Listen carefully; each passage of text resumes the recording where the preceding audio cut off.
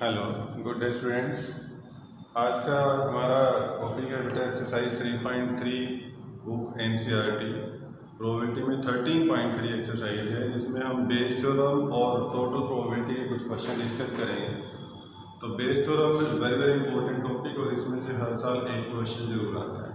लेकिन हम Bayes theorem के क्वेश्चन डिस्कस करने से पहले टोटल प्रोबेबिलिटी क्या होती है उसको कि किस तरह से उसके क्वेश्चन सॉल्व करते हैं और किस तरह के उसके क्वेश्चन आते हैं पहले वो डिस्कस करते हैं। Total probability theorem. तो टोटल प्रोबेबिलिटी थ्योरम को पढ़ने से पहले बेटे देखिए this is exercise 3.3 from NCERT book. इसमें हम पहले पढ़ेंगे लॉ ऑफ टोटल प्रोबेबिलिटी। तो टोटल प्रोबेबिलिटी में हम किसी एक्सपेरिमेंट में एक से ज़्यादा इवेंट्स को इस तरह से कंबाइन करते हैं कि those events are mutually exclusive and exhaustive. I hope you understand what are mutually exclusive and exhaustive events. तो firstly let me explain these mutually exclusive events क्या होते हैं। Mutually exclusive का मतलब होता है exclusive events means which have no common element, which have no common element, जिनके अंदर कोई common element नहीं होते, they are called mutually exclusive events। Suppose करो हमारे पास कुछ इवेंट्स हैं जैसे E1, E2 और E3 ऐसे कुछ आ जाए। तो अगर हम इनका इंटरसेक्शन करें आपस में, अगर इनका आपस में पेयर वाइज इंटरसेक्शन करें E1 इंटरसेक्शन E2 तो वो भी एम्प्टी आना चाहिए, E2 इंटरसेक्शन E3 तो वो भी एम्प्टी आना चाहिए, E3 का इंटरसेक्शन E1 से कर दें तो वो भी pair wise they are this property is called mutually exclusive events. इनका अगर आप डायग्राम बनाएंगे तो डायग्राम कुछ इस तरह से they have no common element, separate पड़ेगा। दूसरा वर्ड आता है mutually exclusive and exhaustive. Exhaustive events 11th class में हम ये भी डिस्कस कर चुके हैं। एग्जॉस्टिव इवेंट्स का मतलब होता है कि अगर हम इन सबकी यूनियन कर दें E1 union E2 union E3 तो that must be equal to the complete sample space. तो इसका जो डायग्राम बनता है एक्चुअल में कुछ ऐसे बनता है कि अगर किसी एक्सपेरिमेंट में सपोज करो this is our sample space और इसमें हम तीन इवेंट्स बना लें E1 E2 E3 तो सपोज करो like this event is E1, this event is E2 and this event is E3। तो आप चेक करेंगे कि जो कंप्लीट सैंपल स्पेस है that is a collection of all these three elements और E1 E2 E3 में कोई भी कहीं पे भी कुछ कॉमन एलिमेंट्स नहीं है, कहीं पे भी कोई कॉमन पोर्शन नहीं है, कोई ओवरलैपिंग नहीं है। तो these three are the examples of mutually exclusive means they have no common elements and exhaustive क्योंकि अगर हम तीनों की यूनियन करें E1 union E2 union E3 तो then these three union equal to this complete sample space। तीनों का union complete sample space के इक्वल हो जाता है। तो अगर कोई इवेंट्स इस तरह की प्रॉपर्टी दो प्रॉपर्टीज को सेटिस्फाई करता हो then those events are called mutually exclusive and exhaustive events. और हमें टोटल प्रोबेबिलिटी में जितने भी सैंपल स्पेस में इवेंट्स बनाने हैं वैसे बनाने हैं कि दो म्यूचुअली एक्सक्लूसिव भी हों और एग्जॉस्टिव भी हों। जब हम क्वेश्चन करेंगे तो हमें ठीक से समझ में आएगा। तो अभी आप इतना समझिए कि म्यूचुअली एक्सक्लूसिव कैसे हो सकते हैं। जैसे आपने डाई थ्रो की तो डाई थ्रो में आपको पता है 1 से 6 तक का नंबर आता है तो 1 2 3 4 5 एंड 6। तो सपोज करो E1 is event for 1 and 2, E2 is event for 3 and 4 and E3 is event for 5 and 6। तो देखिए आप E1 E2 E3 they are mutually exclusive क्योंकि किसी में भी कुछ कॉमन नहीं है and they are exhaustive also कि अगर हम E1 union E2 union E3 कर दें तो कंप्लीट सैंपल स्पेस के इक्वल आ जाएगा। तो this is example for mutually exclusive and exhaustive events. तो हमें इस टोटल प्रोबेबिलिटी में जितने भी क्वेश्चन आएंगे सब में म्यूचुअली एक्सक्लूसिव और एग्जॉस्टिव इवेंट्स लिए जाएंगे। तो सपोज करो हमारे पास एक एक्सपेरिमेंट है लाइक दिस जिसमें E1 E2 E3 मैंने तीन इवेंट ही लिए हैं। आप तीन के बजाय यहाँ पे 30 ले लो, कोई फर्क नहीं पड़ेगा, लेकिन आपके सिलेबस में 3 4 तक मैक्सिमम 4 तक हैं, 2 भी हो जाते हैं।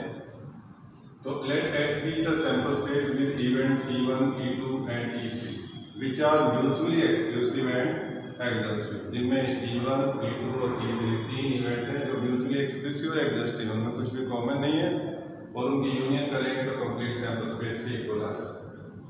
And A B any arbitrary event associated with this sample space. A कोई एक अलग से इवेंट ऐसा इवेंट होगा which is common with all the events E1 E2 E3 जो E1, E2, E3 which are mutually exclusive and exhaustive, उनके साथ common एक कहीं पे कोई कॉमन पोर्शन में कुछ इवेंट ए अलग से डिफाइन किया होगा, जिसका कुछ हिस्सा E1 में भी आएगा, E2 में भी आएगा और E3 में भी आएगा। इसलिए हम इस इवेंट ए को कह देते हैं any arbitrary element event associated with the sample space S.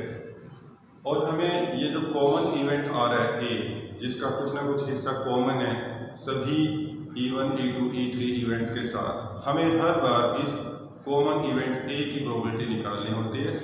तो जो कॉमन इवेंट ए की प्रोबेबिलिटी निकालनी होती है बेटा, उसमें हम चांस लेके चलते हैं कि either event E1 will happen, then what is the probability of A, और event E2 will happen, then what is probability of A, और E3 event will happen, then what is probability of A. Total probability को हम इसी तरह define कर सकते हैं। जैसे सपोज करो अभी मैं क्वेश्चन लेता हूँ, तो पहले मैं बताता हूँ तुम्हें प्रोबेबिलिटी ऑफ ए निकालना होगा बेटा। तो ए में क्या होगा कि first event will happen, what is probability that first event will happen, और अगर फर्स्ट इवेंट हो जाता है तो फिर ए की प्रोबेबिलिटी क्या होगी, probability of event A when E1 will happen, या फिर और का मतलब होता है प्लस, और second event will happen, second event की प्रोबेबिलिटी क्या होगी, और अगर सेकंड इवेंट हैपन हो जाता है then what is probability of A when E2 happen, और third event will happen and then probability of A when third event will happen, and this process will be continue for further events. इसमें E3 से ज़्यादा,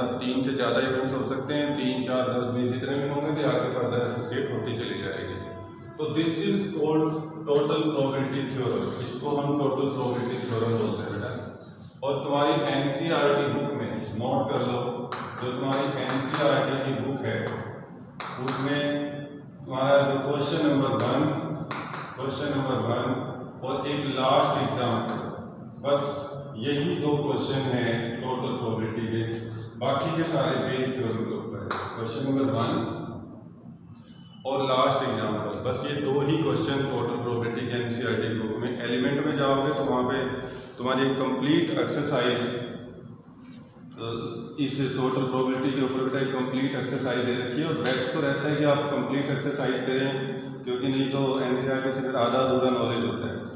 अगर आप element में जाते हो तो 15.5 एक्सरसाइज है, एलिमेंट्स की बुक में देखते हैं तो एक्सरसाइज 15.5 ये कंप्लीट एक्सरसाइज हमारी टोटल प्रोबेबिलिटी थ्योरम की है। तो मैं चाहता हूँ कि आप एक्सरसाइज एलिमेंट से करें, क्योंकि NCERT में 2 ही क्वेश्चन है एक्सरसाइज 13.3 के, क्वेश्चन नंबर 1 और लास्ट एग्जाम्पल। तो मैं चाहता हूँ कम से कम आप एलिमेंट से करें, उसमें से एक से ज़्यादा प्रॉब्लम डिस्कस करोगे तो इजीली समझ में आ जाएगा। तो मैं एक एग्जाम्पल लेकर डिस्कस करना चाह रहा हूँ ताकि थ्योरम तुम्हें ठीक से समझ में आ जाए। तो what the question is, he said a bag containing 2 white black hole, there are 2 bags. अब ध्यान से सुनिए बेटा, ये इसके बाद हम क्वेश्चन डिस्कस कर रहे हैं, मैं इसको यहाँ खत्म कर रहा हूँ और हम क्वेश्चन डिस्कस करते हैं। कहते हैं there are 2 bags, this is first bag, let me call first like this one is second bag. First bag contain 2 white and 4 black holes, this is 2 white and 4 black holes. Second bag contain 6 white and 4 white black holes, 6 white and 4 black holes। ऐसे 2 bags में ये holes रखी हुई है। What is said, one bag is chosen at random, दोनों bag में से, जैसे तुम्हारे घर पे 2 बैग रखे हुए हैं, इसी तरह से बोल रहे हैं तुमने दोनों में से एक बैग को ही उठाना है। Now it is on your choice कि आप कौन सा बैग उठाना चाहते हैं, you can select 1 or 2, दोनों में से कोई एक, not both together, दोनों उठाने, दोनों एक साथ नहीं लगाने। तो one bag is chosen at random, from the selected bag one ball is drawn, then find the probability that ball drawn is white। तो जो बॉल आए वो white आए। आप जरा सोच के देखिए, तुम्हें कहा गया, आप अपने आप को इस क्वेश्चन की जगह रख के देख लो, बहुत आसानी से समझ में आ जाएगा। आपको बताया जाता है कि you have to select 1 bag out of the 2, तो देन यू हैव चॉइसेस कि you can select first bag और सेकंड बैग। तो अगर मैं इस क्वेश्चन के साथ इसको कंपेयर करूँ बेटा, तो sample space, this is our sample space, that sample space contain 2 events, only 2 events. यहाँ पे मैंने 3 का केस लिया है, हमें ये सब बनाने की जरूरत नहीं, हम इसको बनाएंगे हर बार जिस तरह से वहाँ बनाएंगे, यही बेस थ्योरम में भी करेंगे, इसलिए अच्छे से समझना जरूरी है। हम 2 इवेंट्स बनाते हैं बेटा पूरे सैंपल स्पेस के। E1 is event for first bag, this is for first bag, E2 is event for second bag. अब आप चेक कर लो, E1 का मतलब है कि आपने फर्स्ट बैग सेलेक्ट किया है, E2 का मतलब आपने सेकंड बैग सेलेक्ट किया है। तो E1 and E2 these are two mutually exclusive events, इनमें कॉमन नहीं है, मतलब आप फर्स्ट बैग सेलेक्ट करेंगे तो सेकंड नहीं करेंगे, सेकंड करेंगे तो फर्स्ट नहीं करेंगे। Number 2, mutually exclusive and exhaustive events. Exhaustive events का मतलब E1 और E2 में से ही आप कोई एक बैग सेलेक्ट करेंगे। अगर E1 और E2 को जोड़ लेते हैं तो कंप्लीट सैंपल स्पेस, मतलब E1 E2 के अलावा कोई तीसरा है ही नहीं, कोई दो बैग ही नहीं, दो बैग के अलावा तीसरा कोई बैग सेलेक्ट ही नहीं कर सकते आप। तो these two events, E1 is event for the selection of first bag, E2 is event for the second bag. तो these two events are mutually exclusive और एग्जॉस्टिव। क्योंकि म्यूचुअली एक्सक्लूसिव क्यों? क्योंकि या तो आप E1 करेंगे या आप E2 करेंगे, नॉट बोथ। इंटरसेक्शन में कोई पोर्शन नहीं आता, कोई कुछ नहीं बचता नहीं है। और अगर हम दोनों को सिलेक्ट करते हैं, E1 यूनियन E2 करते हैं, तो then it is complete sample space. तुम्हारे सैंपल स्पेस में तुम्हारे पास दो ही चॉइस हैं, बैग 1 और बैग 2। तो आप इसको आप देखो, आपकी मर्जी, आप E1 सेलेक्ट करो या फिर E2 सेलेक्ट करो। अब वो कहते हैं कि आपने E1 सेलेक्ट किया हो या E2 सेलेक्ट किया हो, दोनों में E1 में क्या है, 2 वाइट बॉल हैं, 4 ब्लैक बॉल हैं, दूसरे में 6 वाइट बॉल हैं और 4 ब्लैक बॉल हैं। तो कोई सा भी बैग सेलेक्ट किया हो, then what is probability that white ball is selected. तो वाइट बॉल तो फर्स्ट बैग से भी आ सकती है, वाइट बॉल सेकंड बैग से भी आ जाती है। इसका मतलब यहाँ पे दो केस बने हैं। फर्स्टली वी डिस्कस कि first bag is selected and then one white ball is on, या फिर second bag is selected and then white ball is on. तो केस इज लाइक दिस, आपको समझना होगा उससे कंपेयर करके। इसकी भी जरूरत नहीं है जो मैंने बनाया है, ये मैंने पहली बार बना दिया, बाकी के क्वेश्चन में ये इसकी जरूरत नहीं पड़ेगी। Just try to understand this one.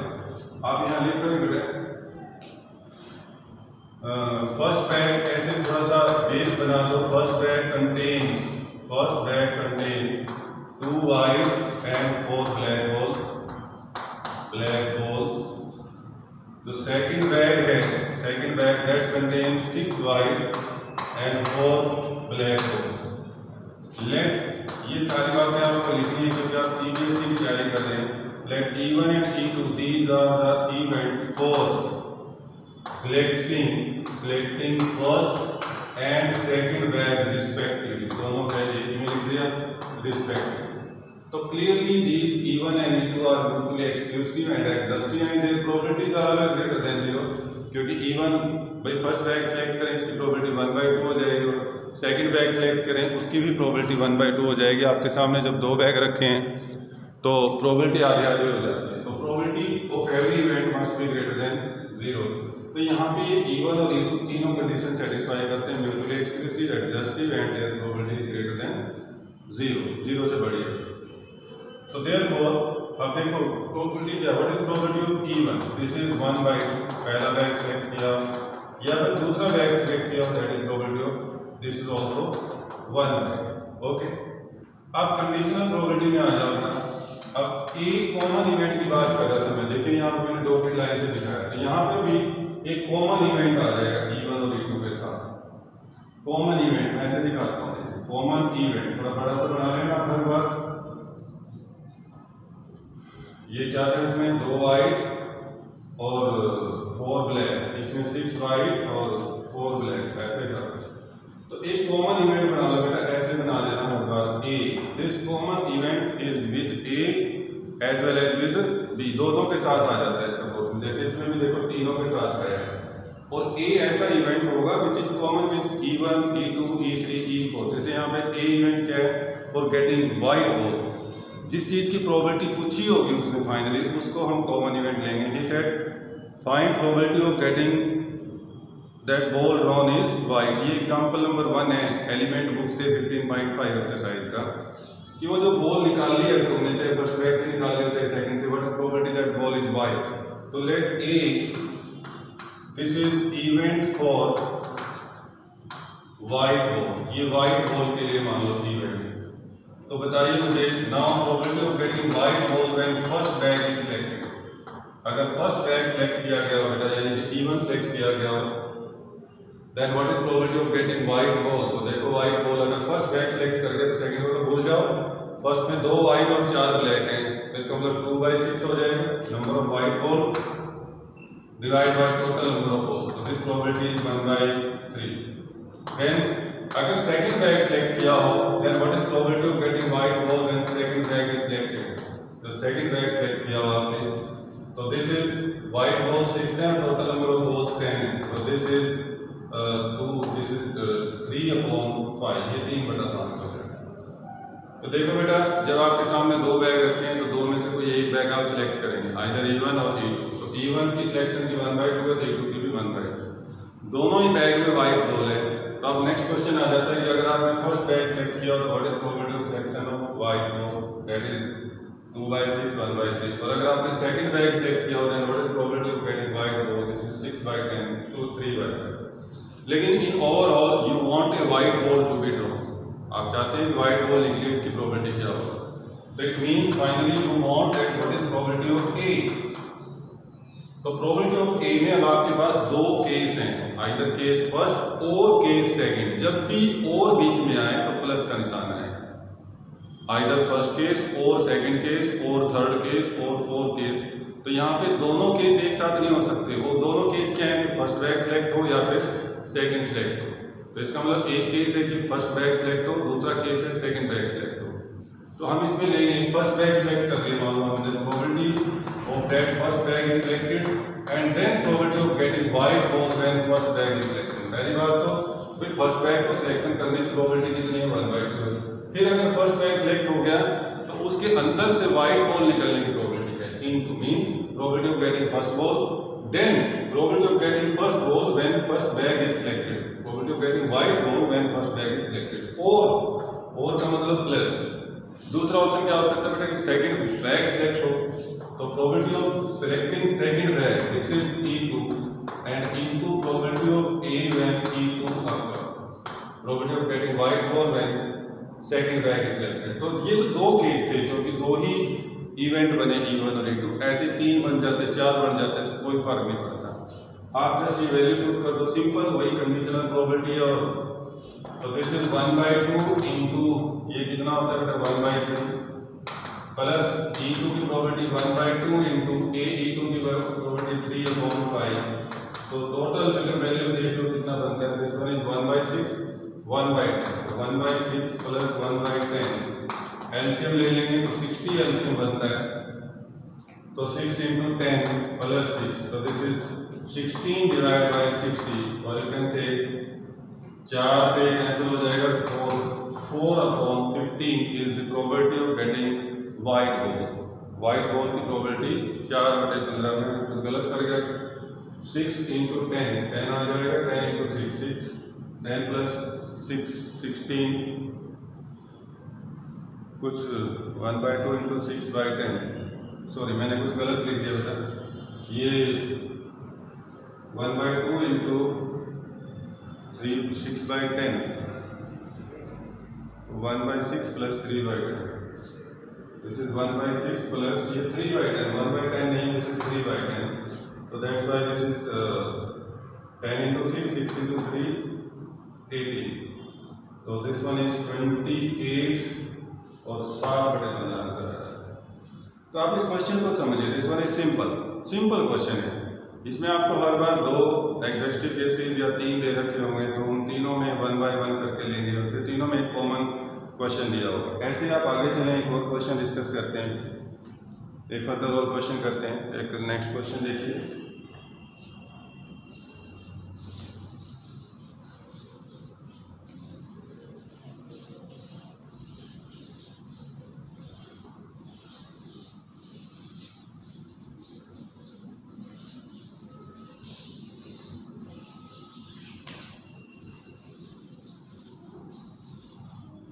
one more question. What he said, a bag contains 6 red, 8 black balls and another bag contains 8 red and 6 black. देखिए अब की बार बेटा दो बैग दे रखे हैं, पहले बैग में ऐसे लिख लो, this is first bag containing 6 red and 8 black balls, then second bag is there, second bag है बच्चे and it's given to us this bag contains 8 red 6 black balls, इसमें 8 रेड हैं और 6 ब्लैक balls, ऐसे दो बैग। ये तुम्हारा दूसरा एग्जाम्पल है एलिमेंट बुक से 15.5 एक्सरसाइज का। A ball is drawn from first bag and without noticing its colour is put in the second bag. बहुत अच्छा क्वेश्चन है। एक बॉल हमने फर्स्ट बैग से निकाली बेटा और उसको सेकंड बैग में डाल दिया, एक ball without noticing its colour, इसका कलर नोट किए बगैर।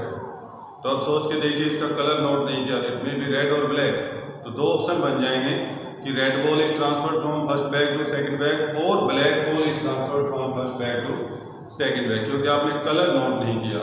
यहाँ से आपने एक बॉल उठा के सेकंड बैग में रख दी और फिर सेकंड बैग से आपने एक बॉल ड्रॉ की, then what is it? A ball is then drawn from the second bag. Find the property that ball drawn is red in color. बेटा एक बॉल यहाँ से उठा के यहाँ रखी, उसका कलर नहीं चेक किया, तो इसमें 8 बचे 14 बॉल थी, पहले एक वहाँ से आगे तो टोटल 15 बॉल होगी। फिर इसमें से एक बॉल निकाल ली उसने, तो what is red? What is probability that this ball is red in colour? तो ये जो बॉल निकले लास्ट में वो रेड हो जाए। तो अब हमारा टोटल एस्टिमेट है कि जो सेकंड बैग से बॉल निकाली वो रेड आए, तो उसकी प्रोबेबिलिटी बताओ। लेकिन अब हमारे पास दो ऑप्शन, दो केस आ जाएंगे कि जो बॉल हमने फर्स्ट बैग से सेकंड बैग में ट्रांसफर करी है दैट मे बी रेड और मे बी ब्लैक। तो इसलिए आप इसमें दो इवेंट बना लेंगे। अगर इसको ऐसे बनाना है आपने, तो E1 कैसा इवेंट होगा? दो केस बनेंगे। E1 is event that red ball is transferred and E2 is event that black ball is transferred. तो एग्जांपल नंबर 2 एलिमेंट बुक से, let E1, E2, these are events that red or black ball, red and black ball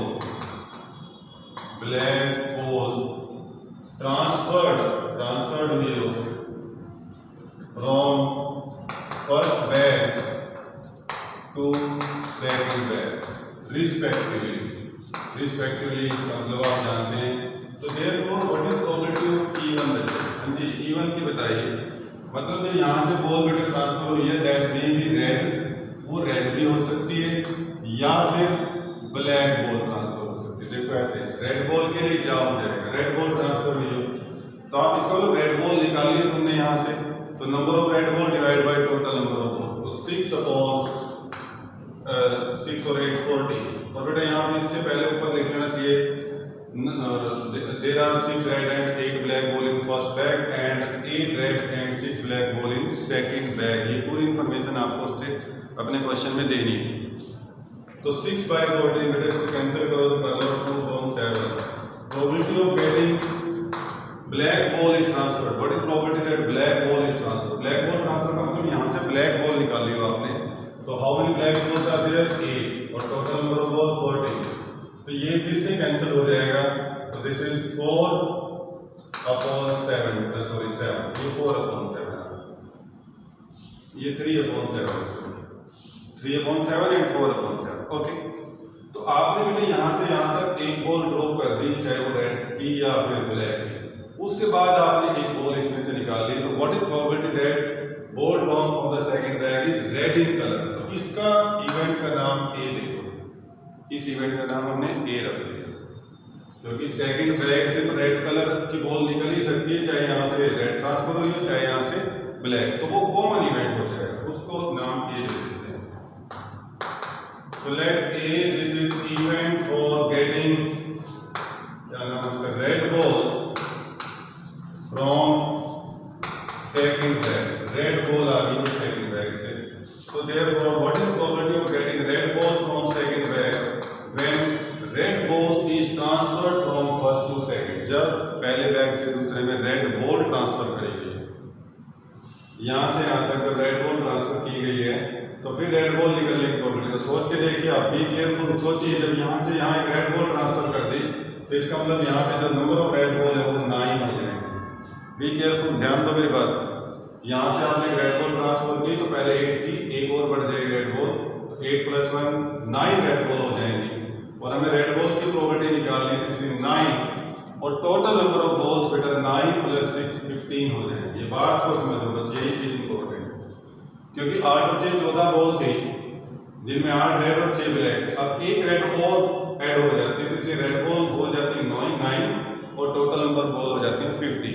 that's दूसरा case, what is probability of even getting red ball when black ball is transferred? आप दूसरा case लेके देखिए, जब red ball transfer हुई हो तो अगर यहाँ से ब्लैक बॉल ट्रांसफर हुई है, तो ब्लैक बॉल ट्रांसफर हुई है तो यहाँ पे एक बॉल बढ़ जाएगी, एक ब्लैक बॉल बढ़ जाएगी, तो हमें ब्लैक बॉल एक बढ़ी है लेकिन हमने निकालनी है रेड बॉल, तो आपकी बार रेड बॉल 8 है लेकिन टोटल तो दैट्स ऑल, ये हमारा प्रॉब्लम। अब therefore now using probability, total probability theorem, we need to find probability of getting red ball from the second bag. हमें तो प्रोबेबिलिटी ऑफ ए निकालना है, तो ए की प्रोबेबिलिटी निकाल रहे हो तो इसमें दोनों केस को डिस्कस करो, फर्स्ट केस और सेकंड केस। तो this is probability of getting a, sorry probability of getting E1, भाई पहले रेड बॉल ट्रांसफर हुई हो, and then probability of getting red ball from second bag when red ball is transferred from first to second, और probability कि black ball transfer हुई हो यानी कि E2 black ball transfer की हो आपने, and then probability of getting red ball when black ball transferred from first to second, जब black ball transfer हुई हो first। बस वैल्यू पुट करते हैं और तो कुछ है नहीं इसमें। E1 3/7 इंटू A E1, इसको कैंसिल करके रखना है, थोड़ा बहुत कर लो, नहीं तो कोई जरूरत भी नहीं है। Keep it as it is, 9 into 15 plus E2 that is 4/7 into 8/15। आप देखेंगे इसमें एलसीएम भी हर बार सेम ही आ जाता है, 7 इंटू 15 तो 9 × 3 27 और प्लस 8 × 4 32 32, तो 9 3 और 5 डिवाइड बाय 35 105, तो कैंसिल होता है तो कर लेंगे, नहीं होता है तो you can leave it as it is. तो ये बेटे आपका आंसर आ जाता है। ऐसे ऐसे कुछ क्वेश्चन है इसमें, बहुत अच्छे अच्छे क्वेश्चन है, तो आपको ये क्वेश्चन कर लेने चाहिए। अब मैं आपको ये दो क्वेश्चन और डिस्कस करता हूँ जो एनसीईआरटी बुक के हैं। 13.3 एक्सरसाइज का क्वेश्चन नंबर 1 देखिए और फिर हम एक एग्जाम्पल करेंगे, दोनों क्वेश्चन और। 13.3 में सिर्फ एक ही एग्जाम्पल, एक ही क्वेश्चन है ऐसा फर्स्ट, उसके बाद के सारे क्वेश्चन बेस थ्योरम के। तो बेस थ्योरम हम नेक्स्ट लेक्चर में डिस्कस करेंगे, पहले आज फर्स्ट इस लेक्चर में यही क्वेश्चन होंगे। तो प्लीज पढ़िए स्टेटमेंट, फर्स्ट क्वेश्चन 13.3 एनसीईआरटी से। स्टेटमेंट को पढ़ेंगे तो समझ में आएगी बात। कहता है an urn containing 5 red ball 5 black ball. एक अर्न, आपकी बात एक ही बैग है, देखो जितने क्वेश्चन करेंगे उतना ही ज्यादा समझ में आएगा। एक बैग है उसमें 5 रेड बॉल और 5 ही black ball. An urn containing 5 red ball and 5 black ball. A ball is drawn at random, its colour is noted and it return to the urn. एक बॉल, इसमें से एक बॉल निकाली जाती है, एक बॉल बाहर निकाल दी, एक बॉल, इसका कलर देखा जाता है। इसका कलर कैसा हो सकता है, या तो रेड होगा या फिर ब्लैक होगा, दोनों में से कोई एक कलर होगा। इसका कलर देखा रेड है या ब्लैक है जो भी है, और इसको वापस बैग के अंदर रख दिया। इस बॉल को फिर वापस बैग के अंदर रख दिया, खत्म होगा। इसका मतलब टोटल नंबर ऑफ बॉल्स अभी भी इसके अंदर 10 ही है, पहले भी 10 थी, एक निकाल ली, उसका कलर देखा और उसको वापस रख दिया, तो अभी भी इसके अंदर 10 बॉल ही है। But 2 additional ball of the color drawn are put in the urn। जिस कलर की बॉल बाहर निकली थी उसी कलर की 2 एडिशनल बॉल्स इसके अंदर और डाल दी। ये तो बॉल वापस डाली, 2 एडिशनल बॉल्स इसमें और डाल दी उसी कलर की जिस कलर की ये बॉल बाहर निकली। मान लो सपोज करो रेड बॉल की कलर, रेड कलर की बॉल बाहर निकली, तो वो कलर तो वो बॉल तो वापस डाल ही दी, साथ में 2 रेड कलर की बॉल और डाल दी। या फिर ब्लैक कलर की बाहर निकली बॉल, तो वो बॉल तो वापस डाल ही थी, साथ में 2 ब्लैक कलर की बॉल और ऐड कर दी उसमें। And then a ball is drawn at random, what is probability that second ball is red। तो उसके बाद जब ये सब डाल दिया फाइनली एक बॉल निकाली जाती है, and what is probability that this ball is red। तो ये A इवेंट जो फाइनली निकाली गई। अब इन स्टेप्स को जरा समझिए। सबसे पहले तो हम लिखेंगे क्वेश्चन नंबर 1 एनसीईआरटी से बेटा, number there are 5 red and 5 black ball. ये सारी लिखोगे आप कहानी, ब्लैक बॉल इन बैग। और लेट E1, अब से देखो E1 और E2 2 इवेंट बनेंगे। इवेंट किसके लिए बन सकता है, E1 किसके लिए बन सकता है कि रेड बॉल निकली हो, और E2 किसके लिए बन सकता है कि ब्लैक बॉल निकली हो, क्योंकि एक बॉल निकाले तो that may be red may be black. तो let E1 E2 these are the events for drawing red or red and white balls, red and white ball from bag respectively। तो मुझे बताएंगे बच्चा what is probability of getting red ball from the bag. जो आपने पहले ball निकाली जब हम यहीं पे, क्या प्रोबेबिलिटी है कि रेड बॉल निकली होगी। Red ball, how many red balls are there? 5. But total number of ball 10 थे, तो 5 by 10. That is 1 by 10. And what is probability of getting black ball? क्योंकि black ball भी निकल सकती है, तो black ball के निकलने की black ball भी 5 है, total number of ball 10 है, तो that is also 5 by 10, 1 by 10. अब यहाँ से चाहे रेड बॉल निकली हो या ब्लैक बॉल निकली हो, वो बॉल तो वापस डाली थी, साथ में उसी कलर की 2 एडिशनल बॉल्स और इसमें डाल दें, तो 2 एडिशनल बॉल और आते हैं इसमें 10 और तो 12 बॉल हो जाएंगे। और 12 बॉल्स में हम देखेंगे कि अगर पहले में रेड बॉल निकली होंगी तो फिर 2 रेड बॉल ऐड करी होंगी, पहले अगर ब्लैक बॉल निकली होगी तो 2 ब्लैक बॉल। तो ऐसा करने के बाद फाइनली 12 बॉल में से फिर एक बॉल निकाली जाती है, तो what is probability that that ball is red in colour. तो जो फाइनली निकली है बेटा, let A this is event for drawing red ball in second draw, भाई सेकंड रो में रेड बॉल निकली है, तो बताइए मुझे बेटे what is probability of getting red ball in second draw when red ball occurred in first draw. अगर पहले रो में रेड बॉल आई हो तो सेकंड में भी रेड आने के चांस क्या है? तो आप जरा बात को मेरी समझिए, अगर पहले ड्रॉ में रेड बॉल निकली हो तो वो रेड बॉल तो उसने वापस रखी थी, प्लस 2 रेड बॉल उसने और डाल दी, प्लस 2 रेड बॉल उसने और डाल दी, तो इसका मतलब total red ball 7 divide by total number of ball 7 और 5 12, तो दिस इज 7 by 12। ये बात आपको समझ आनी चाहिए। अगर पहले ड्रॉ में इसे what is probability of getting red ball in second draw, ये रेड बॉल निकलने की क्या प्रोबेबिलिटी होगी?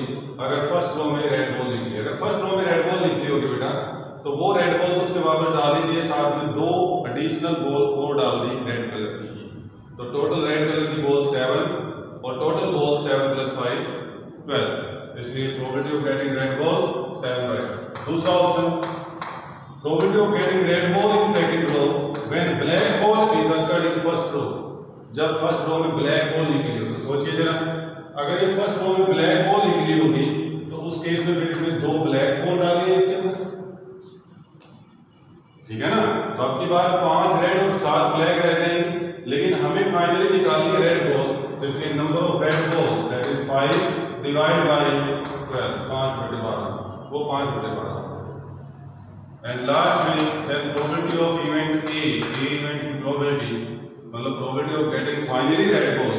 तो 2 केस हुए बेटा कि red ball transfer, red ball निकली हो फर्स्ट रो में या ब्लैक बॉल निकली हो, तो 2 केसेस हैं, तो बीच में प्लस का निशान आएगा। पहले लिखो probability that red ball is occurred in first draw and then red ball in second draw, ये इवेंट सेकंड रो के लिए, या फिर या का मतलब plus probability of getting black ball in first draw, E2 is event of getting black ball in first row and then probability of getting red ball in second row when black ball is occurred। तो ये probability आप सारी निकाल चुके हो, 1/2 into 7/12 plus this is 1/2 into 5/12। ये cancel नहीं करना चाहिए कभी भी, ये एलसीएम 24 और 7 + 5, तो 7 और 5 12 + 24, this answer is 1/2। So simple question, कोई मुश्किल नहीं है, लेकिन मैं सलाह देता हूँ इस डायग्राम को बना लें आप, हर क्वेश्चन में समझने में आसानी हो जाएगी, आपको ठीक से समझ आएगा क्वेश्चन। ये एक बेटा इसका एग्जाम्पल है, मैं वो भी करवा देना चाहता हूँ। एग्जाम्पल